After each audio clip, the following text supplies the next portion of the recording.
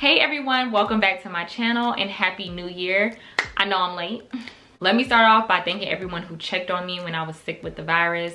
I appreciate that so much. I felt so loved. So I am glad to be back and talking to you all again because I have so many updates. Now, one thing I said I was gonna do last year was start posting my monthly budgets and showing you all how I budget part-time as a mom. Also in this video, I will be discussing my new envelope challenge. I plan on saving $5,000 in 52 weeks. I saw a lot of challenges like doing 10,000 in 4 months.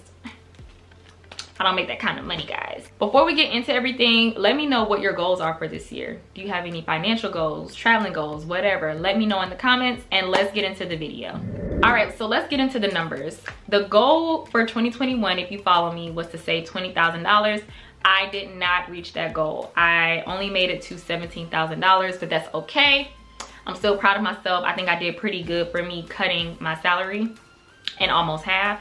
So I'll let myself slide on that. Now I'm gonna go ahead and let you all know now that I'm not gonna be including my 401k into my budget anymore because I don't plan on ever spending that money.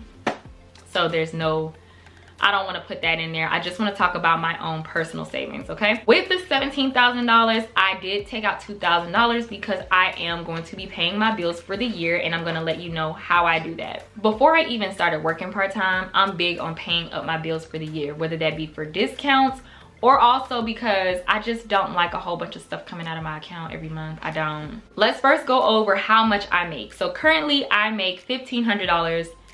That fluctuates depending on how many hours I work that week, but I make $1,500 every month, $750 every 2 weeks. Now, that's not a lot of money, so that's why I like to pay my bills up for the year so I don't have that much coming out every month, you know? Let's start off with my phone bill. So my phone bill is $50 per month. I have not paid that up for the year yet because I'm trying to switch to another provider. But either way, it's gonna be $50. I'm currently with Boost trying to go to Cricket. Once I switch, I will be paying that up for the year. So that will be $600 for the year. The next bill is insurance. Now for me, okay, I was an insurance agent for a couple of years. When it comes to insurance, I only have liability. I don't have the full coverage. I don't want full coverage. Let me tell you why. This is just me and my theory. When I used to be an insurance agent, if you get into an accident and you use your insurance, your payments for your policy goes up every month. Now, that's if your policy covers the accident, okay? I would rather, if I get into an accident or something happens to my car, I would just go ahead and get a new car and then sell my car for junk. I like the paid in full discount that I get for paying it up for 6 months. I don't know how much it's gonna be. It was $632 last year. So I'm thinking it's gonna be $6 something again. So I put $650 aside for that. My policy renews in February. So when I get the exact amount, I will do another budget in February to show you all what I do with that extra money if it's lower. I'm hoping that the amount is gonna be lower than $650 because my super speeder should fall off this year. I think, I hope, fingers crossed. Now, as far as should you get minimum coverage or should you get full coverage, that's really a personal decision. I am not one to persuade anyone. You have to weigh out the pros and cons and see which one works best for you. I have to admit something, guys. I am in debt again. But let me explain. Apple had a promotion at the time that I bought my new phone, which keep in mind, I had my iPhone 8 until the wheels fell off, guys. I was not gonna buy a new phone. But when it finally did break, I got the iPhone 11, I think this is. I don't know the difference. But I went ahead and got this new phone and it's 18 months, no interest. My payment is $35 a month. My 18th month will be this year in June. So then I'm just gonna pay off the full balance. But I figured, why not keep my money and put it in a savings account versus just paying it off when it's not really necessary. When it comes to credit cards that charge interest, I pay them off right away. I only use my credit cards to get the points and rewards. But I usually leave the balance hanging if it's interest free because, I mean, why not? It's just up to you. It's up to you, but I do. With the Apple credit card, I will be putting $175 into the account that I pay it from so that I don't have to worry about that bill either though. So that's gonna pay it up until June and then I'll pay off the full amount in June.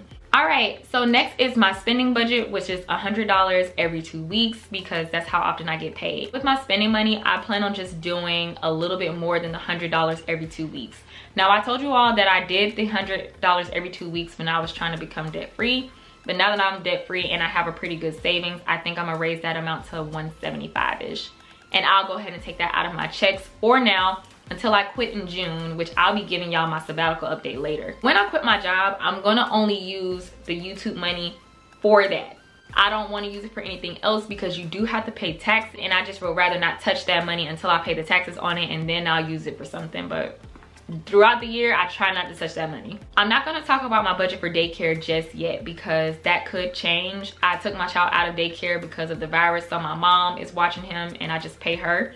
But when he goes back, I'll let you know, and then I'll include that in my next budgets. But I don't pay up daycare because that can change. Anything could change with that, right? And next is gas. So I spend about $60 every 2 weeks on gas, but I know you can't pay gas up, technically.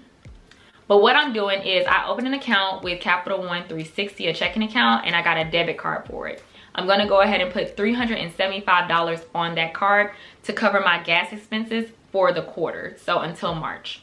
That may sound a bit extra, but it feels good to not have a lot of money coming out of your account. So this is the way, you know, get a little card, a little Cash App card or something, put that money on there, and then you just swipe it, because I hate buying gas.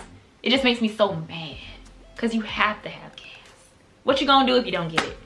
Can't drive. From the $2,000 that I withdrew, if you subtract the $600 for my phone bill, $650 for my car insurance, the $175 for my Apple credit card bill, the $375 for my gas, that's gonna leave me with about $200. So what are you doing with that $200? Boom, that brings me to my envelope challenge. Okay, so here is the envelope challenge that I'm doing. I am doing $5,000 in 52 weeks, and I have the envelopes labeled from 1 to 52. So these are the first 4. Now, the first 4 weeks, you're gonna do $50, which is why I have this.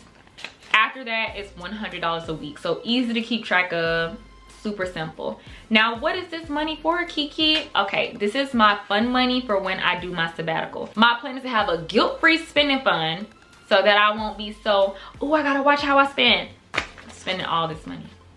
Of course, I'm not gonna be careless, but you know what I'm saying? I'm an overthinker, and I'm trying to have money that I don't think about. There's a 99.9% chance I'm probably not gonna be getting money out every week, so I'm gonna just do it at the beginning of the month. I already took out next month's, just out of, I don't know, I'm just so excited. So I'm not gonna stuff it yet, but starting in February, I'll be showing you all like the real budget. It's gonna be a little bit more legit. But moving forward, the only bills that I have to pay is $600 for rent, and then the $175 or $150 for spending. I'm gonna think on that for a minute, but I think it's gonna end up being $175. What I'm noticing is now that I'm working part-time, I have a lot of time to do more things, and that means I sometimes spend more money. What's the point of going part-time and then you can't enjoy life because you're so strict? And I am very strict. I hope that this video helped. I just wanted to really break down the numbers so you all would see how and why I pay my bills up for the year. If it did, please give me a thumbs up. Also, let me know what videos you all would like to see in the future, and I will see you all on the next video.